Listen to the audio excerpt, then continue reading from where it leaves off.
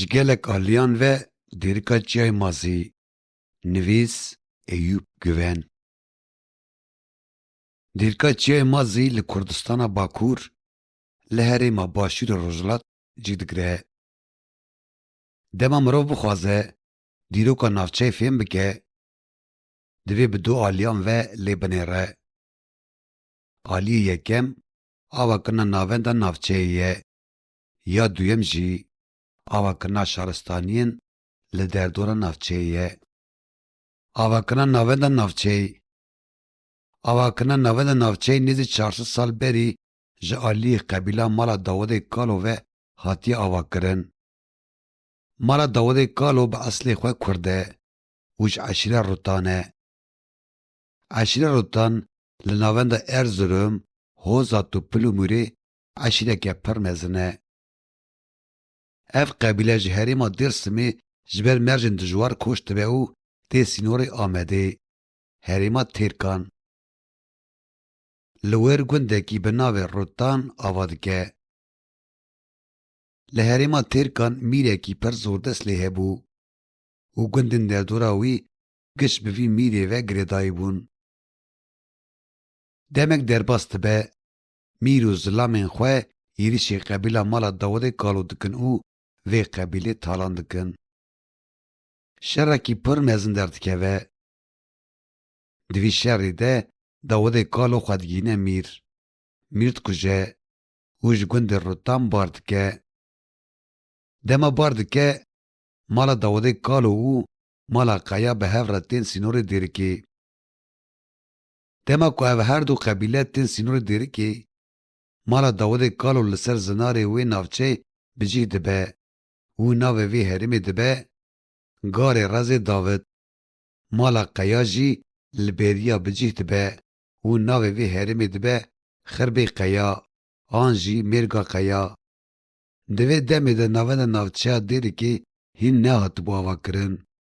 Dawudê Kalo li Kaniya Gûzê qesrê çêdike û ji wê demê şûn ve navenda Dêrikê tê avakirin.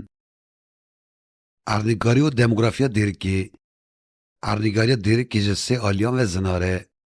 Aliyê din jî ber bi bêriyê ve vedigere. Aliyê rojavayê navçeyê deşta Qereşdaxê heye. Koçer û gelek eşîrî mezin li vê derê jiyana xwe berdewam dikin. Di navçeya Dêrikê û gundê wê de gelek eşîr hene.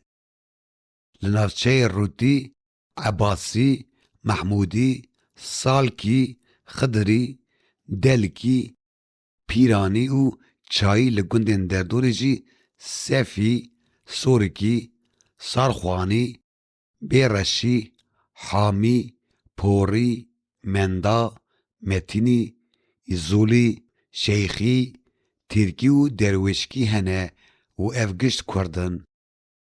Li gorî lêkolînan li ser avakirina duyemîn li derdora çiya û beriya Dêrikê şaristaniyên pir kevnare hene. Ev şaristaniye heyî ji dema şikeftan dest pê dike û berdewam dike. Digihêjên Mîtanî, Akad, Sümer, Pers, Bizans, Roma, Sasanî, Artuqiyan, Medyan û heya dema 1923yan. Taxa dîroka îdarî, 8 taxên navçeyê hene. Taxa Kelê, taxa Kaniya Gûzê, taxa Çiyê, taxa Kaniyaka Piçûk, taxa Reza, taxa Heremiya, taxa Tirpisim û taxa Qetaro. Navçeya Dêrikê destpêkê de heya sala 1923yan bi Amedê ve girêdayî bû. Lê ji sala 1923yan şûn de bûye navçeya Mêrdînê.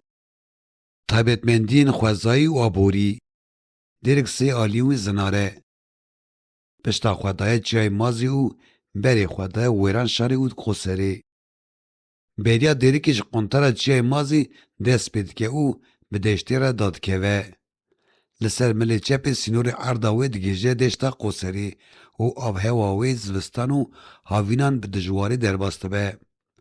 Palên berwarên çiyayê mazî bi piranî bi dar û deviyên berû û mazî girtine.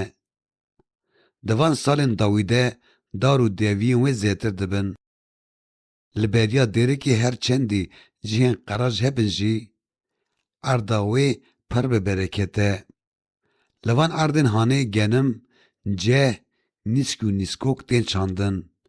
Lê belê, tişta ku derekê pir bi nav û deng dike, zeytûnên wê ne. Li navçeyê nêzî milyonek darên zeytûnan hene. Cureyên zeytûnên herî baş û bi nav û deng xilxalî ye. Di van salên dawî de hin gav û pêngavên nû li herêmê hatin avêtin. Gelek bîr hatin kolan û çandiniya wekî pembo, garis, kuncî û bostanên avî zêde bûn.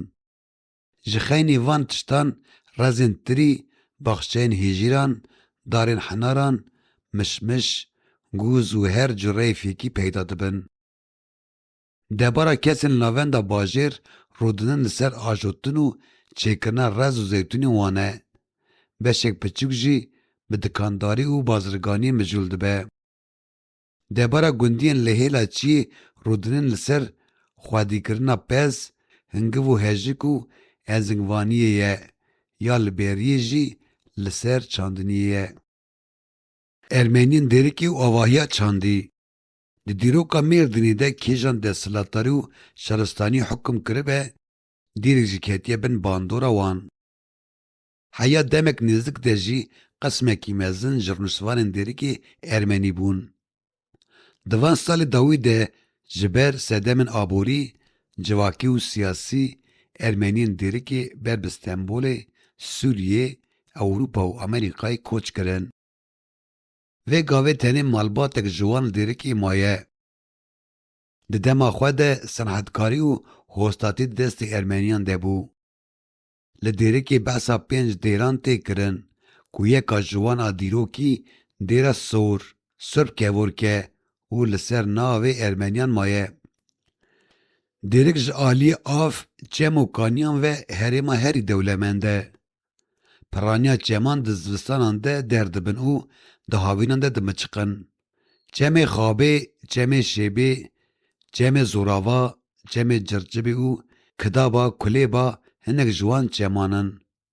Ji xeynî van çeman ji bo avdaniyê gol û barajên bi navê Kunreş, Sûbetan, Qurixî û Sebnatê ku ji aliyê dewletê ve hatine çêkirin hene.